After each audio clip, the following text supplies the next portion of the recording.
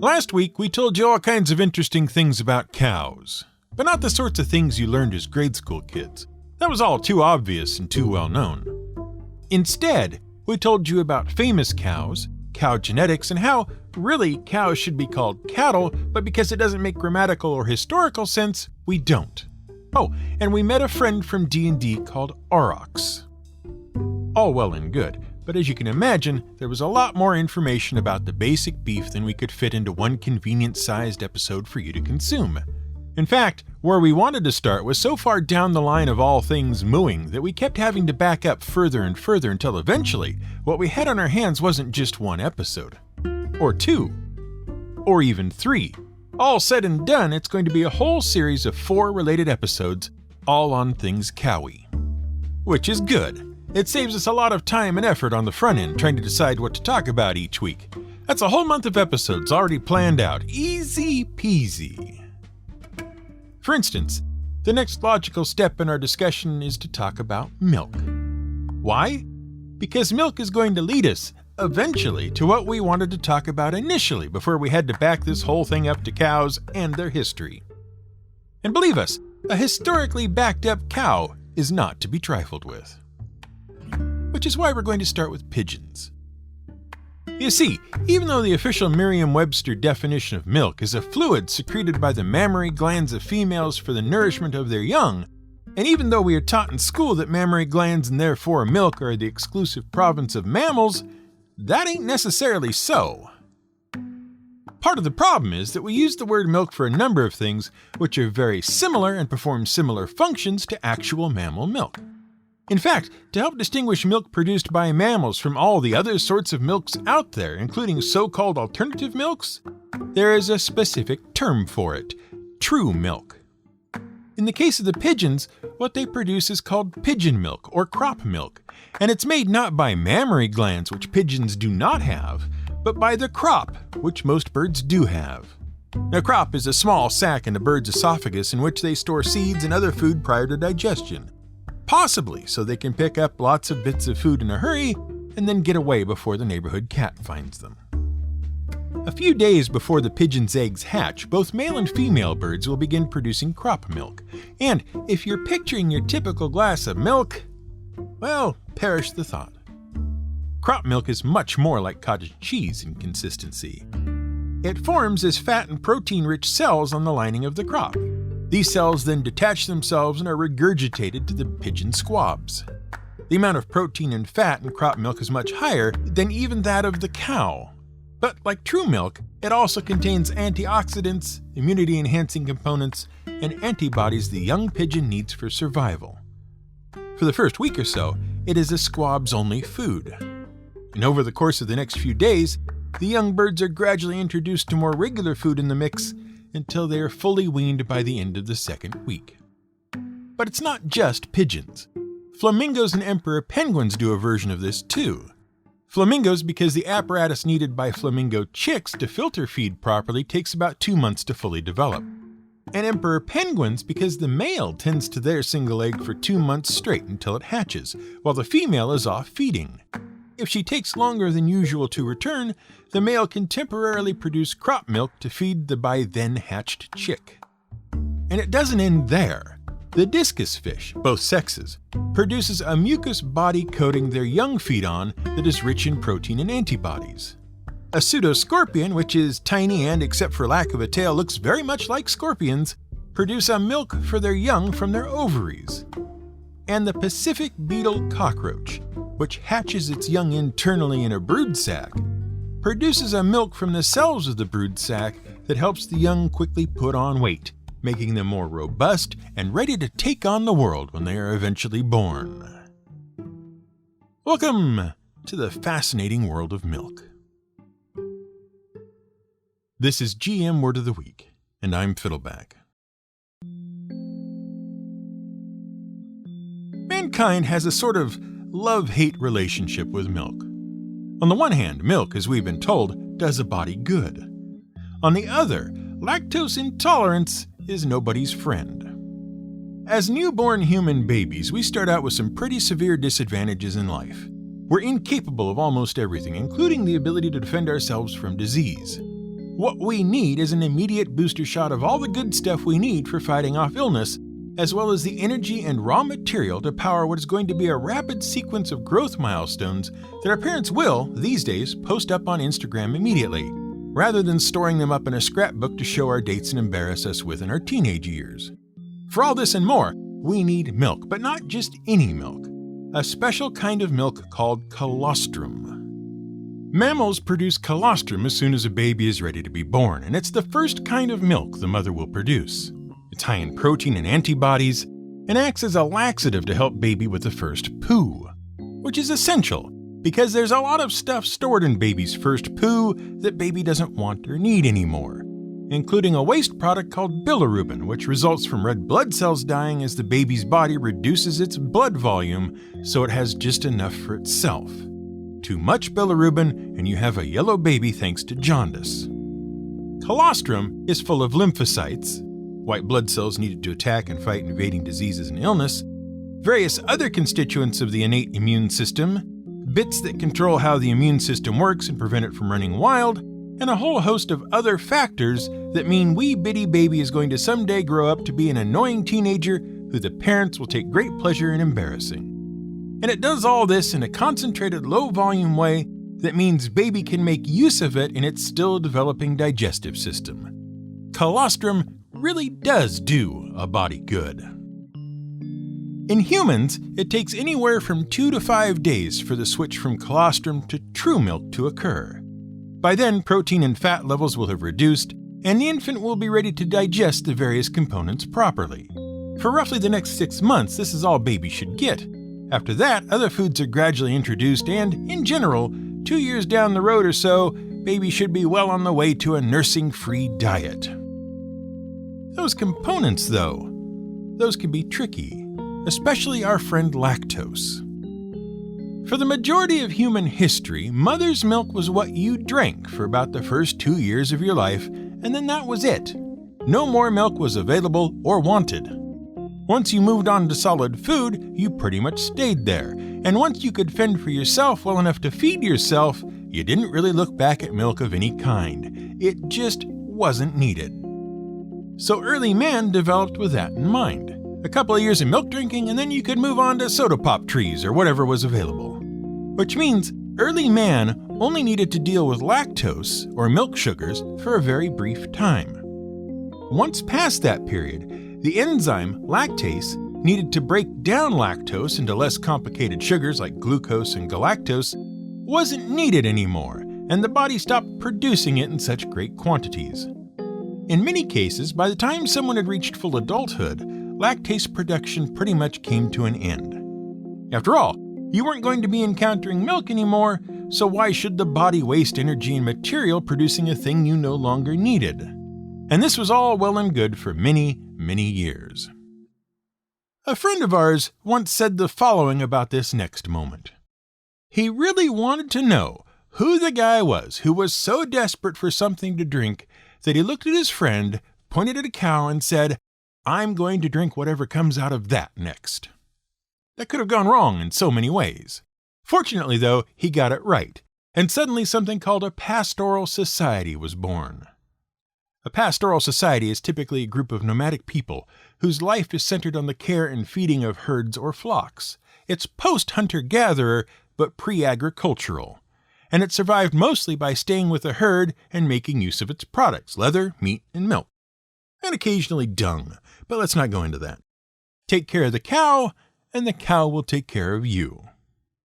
With the advent of the pastoralists, milk consumption became more regular and lasted later into a person's life, which, for many, many people, became unfortunate. See, without the enzyme lactase in your small intestine, the complex lactose sugar won't break down into its simpler, more easily digestible forms, which means that unprocessed lactose goes straight into your lower intestine and gets to hang out with some very robust bacteria in your gut. These bacteria love lactose. They love it so much, in fact, that they set up shop down there in your lower intestine and cause a couple of things to happen that you'd rather keep out of polite society. Just like every college kid away from home for the first time, they start trying to ferment the sugar in hopes of producing something good to drink. And just like every college kid away from home for the first time, those bacteria, in the process of fermenting, produce a lot of unpleasant-smelling gases, notably hydrogen, carbon dioxide, and methane. And those gases have to go somewhere. Better out than in, as they say. But that's not all.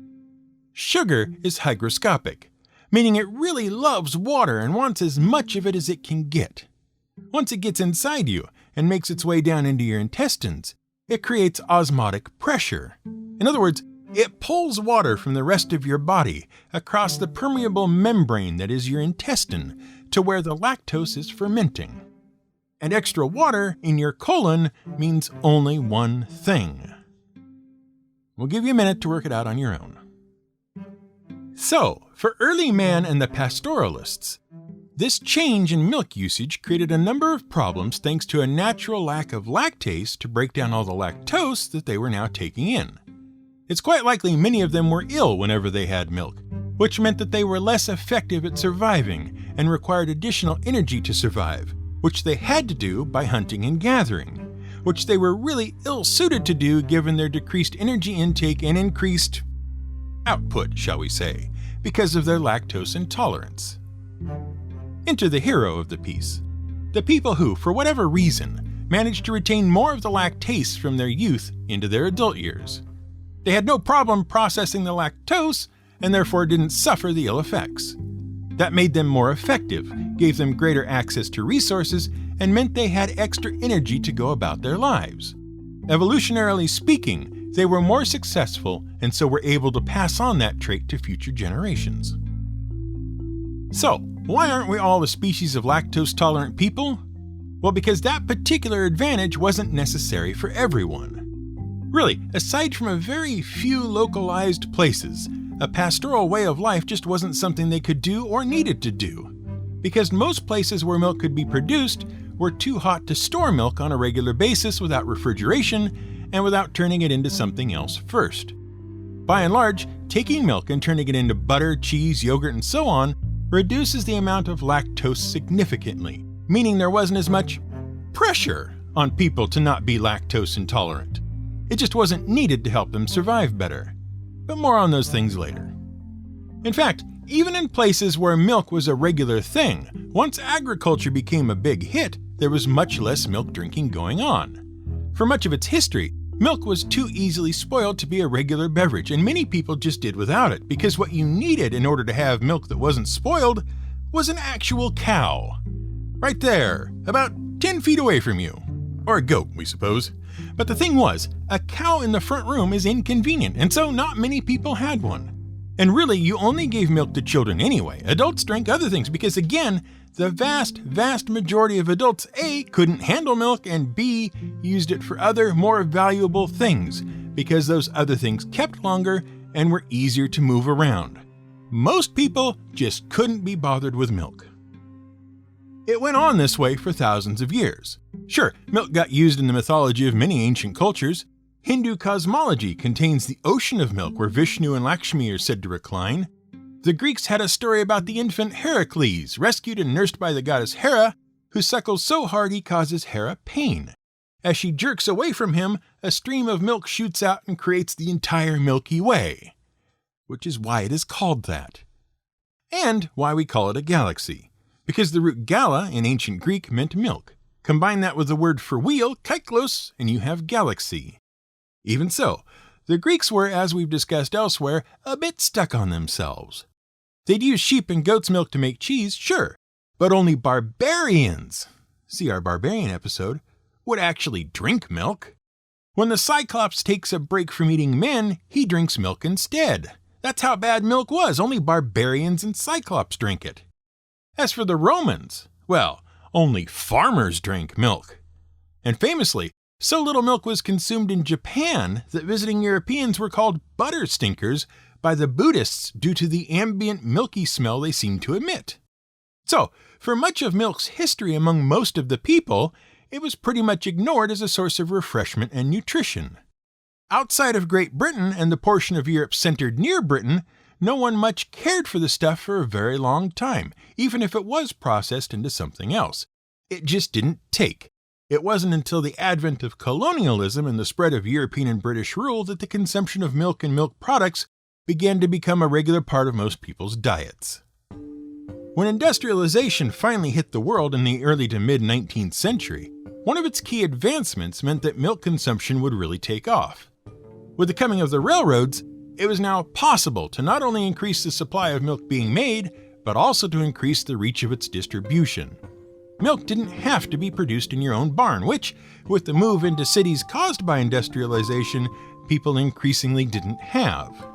Now, country-made milk could be on the city table in the morning. The milk trade finally began to grow, albeit slowly, towards the end of the 1850s, as people took more and more interest in having fresh, whole milk. Which meant that the article in the May 8, 1858 issue of Frank Leslie's illustrated newspaper was perfectly timed to do as much damage as possible to milk's image. A 5,000-word article pointed the finger at a bunch of Brooklyn and New York distilleries and accused them of poisoning children with their milk products. Called swill milk, it came from cows fed on the steaming leftover grains from the alcohol distillation process. These cows were kept in terrible conditions and often only lived a few months, during which time they produced a sickly blue milk which the distilleries would try to mask by adulterating the milk with anything from chalk to eggs to molasses and flour. Then they'd slap a pure country milk label on it and sell it to the public, which in turn would feed it to children. The illustrated newspaper would then go on in later articles to claim that 2/3 of all children's deaths in Brooklyn and New York could be tracked right back to swill milk, claiming 8,000 deaths in the previous year. And then the accusation spread. Not only New York, but Boston, Chicago, and San Francisco all had similar problems, and public outrage was such that many of the distilleries that provided the milk would end up shutting their doors forever. In 1908, President Theodore Roosevelt's Surgeon General released a 600-page report that laid the blame for most of the nation's childhood deaths squarely on the door of impure swill milk. Fortunately, the Surgeon General also knew exactly what to do about it, because 40 years earlier, France had already figured it out. France had a secret weapon in the war against germs in the mid-19th century. See, up to that point, the war against germs was a losing war, mostly because no one could agree on whether there was anything there to fight at all, and if there was something there, whether you could actually do anything to prevent it from being there. The prevailing theory of the day was something called spontaneous generation, and it was first stated by Aristotle. At which point, it became accepted scientific fact for the next 2,000 years or so. Basically, it goes like this. Some living things don't need seeds or eggs or parents. They just happen, coming into being from non-living matter. You can no more prevent that from happening than you can turn off the sun. Mice, for instance, just spring living from the mud. You can't do anything about it, that's just the way it is. Putting basil between two bricks and leaving them in the sunlight would cause scorpions. Rotting meat caused maggots, and irrationalism caused Twitter. That sort of thing. Then, in the late 1700s, along comes a radical new theory. Well, not entirely new, but certainly in the 1700s, germ theory begins to pick up steam. The germ theory of disease says that diseases don't just happen for no reason. They don't occur from nowhere. They're instead caused by things, little things that are very, very hard to see. Naturally, all the real scientists in the room laughed at this idea. Don't be preposterous, we're prepared to imagine them saying. There's no such thing as invisible little critters that cause disease. Clearly it all just happens, nothing you can do about it. Which is why it took so long for Louis Pasteur to get anywhere. His was an uphill battle. He hadn't done very well in school, but had still managed to pass enough science classes to finally conduct research. And he kept finding things out about how the world really worked that just made spontaneous generation look like a big joke. For instance, one of Pasteur's first really big discoveries is that alcohol doesn't just become alcohol all on its own. It wasn't decomposition, as had been thought, that made grape juice and other liquids turn into wines and beers, but rather the process of fermentation. That's right, Louis Pasteur discovered it was yeast and fermentation that made alcohol alcohol, and that yeast, much like bacteria in your gut, really like sugar. After that, he sets about disproving spontaneous generation, showing that boiled liquids in sterilized and sealed containers wouldn't spoil and nothing grew in them. So it couldn't be the case that fungus and molds and other nasty things just happened no matter what you did. Air and contamination had to be able to get to the liquid in order for it to go bad. And because of that, in 1865, pasteurization became a thing.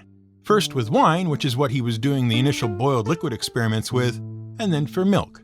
By heating a liquid such as milk to a relatively low temperature, but for a long period of time, pathogens are killed or inactivated, and shelf life is extended. Doing so prevents a whole host of diseases that used to be transmitted by unpasteurized whole milk, including tuberculosis, diphtheria, and scarlet fever, as well as killing the bacteria that cause salmonella, listeria, and staphylococcus. In the early 1900s, once the process was established in the United States, milk using pasteurization advertised it and touted the safety of their products. It was then that milk drinking, even among adults, really took off, and the milk industry today supplies nearly 93 million tons of milk a year in the USA alone. Worldwide, so much milk is produced today that no one actually knows what to do with it all. Nearly every milk-producing nation has far more than they actually need. But Louis Pasteur is responsible for a couple of other notable things as well. For one, he developed a vaccine for rabies. In 1885, under supervision of local doctors, because Pasteur was not a doctor himself, the first human rabies vaccination saved the life of 9-year-old Joseph Meister, for which Pasteur was hailed as a hero. But the second thing? Well, Pasteur also did work on anthrax in cattle, which led to the thing we just mentioned, vaccines, which Pasteur called vaccines in honor of a man named Edward Jenner, who developed a cure for smallpox using a weakened form of the related vaccinia virus, also known as cowpox.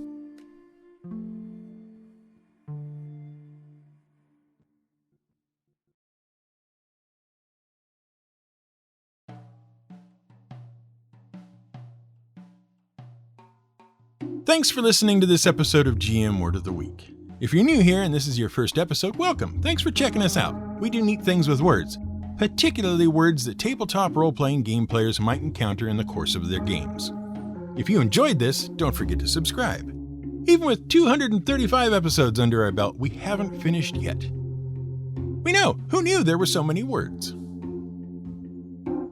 Nate B. jumped in with a very kind review this last week, for which we are truly grateful. If you find us in your podcatcher of choice and there's a way to rate or review the show, we certainly would appreciate it if you did so. It's an easy way to show your support, and it helps other folks find us as well. Supporting us on Patreon is also extremely helpful. Not only does it keep the show going in a general sort of way, it also helps us do cool things like gain access to research papers when the need arises, so we can read up on recent studies about milk production, for instance. If you'd like to help out, head over to gmwordoftheweek.com and click the yellow banner at the top. This episode was researched, written, and produced by Brian Milk Mustache Casey. Music for this episode was selected from the vast collection of Blue Dot Sessions.